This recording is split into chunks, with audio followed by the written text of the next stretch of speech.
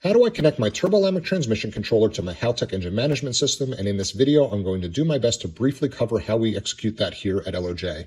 If you're familiar with a Haltech engine management system, you know that it has a CAN network that allows you to daisy chain as many Haltech devices as you want together so that they can share commands and data available on the network. But what you'll notice is that there is no Lamik option here, and that's because the Lamik is not a Haltech product.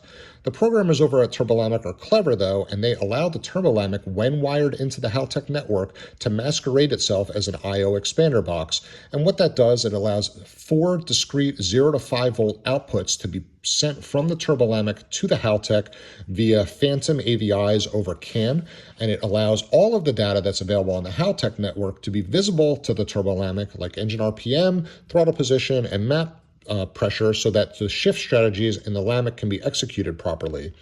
Then what we do with those 4 phantom outputs from the Lamik to the Haltech, we use 1 for transmission oil temperature. We set a IOA AVI1 as our transmission oil temperature input, and we set our voltage table to the voltages that the Lamik outputs for specific temperatures, and voila, we have transmission temperature available on our Haltech network and on our digital dash.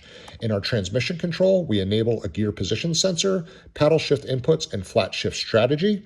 And then we go to our gear selector wiring and wire that to IOA AVI2, and then the Lamik voltages that are output are put in these cells so that the Haltech sees these voltages and knows that those voltages represent specific gears, and now we're displaying our correct gear on our Haltech digital dash.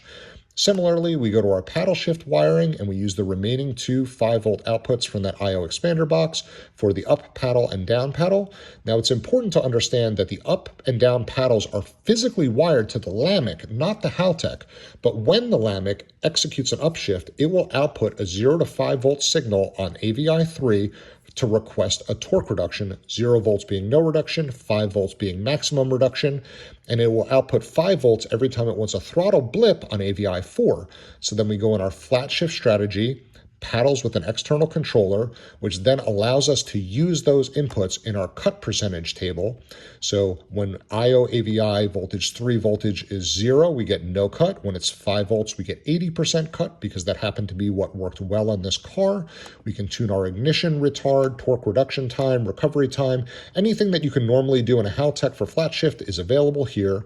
And then similarly on the downshifts, we get a 15% throttle blip for 150 milliseconds anytime we see 5 volts on the downshift output from that Lamik into the Haltech. And I hope that gives you a better understanding of how we get throttle blips, torque reduction, gear position, and transmission temperature from the Lamik into the Haltech, and all of the Haltech data into the Lamik.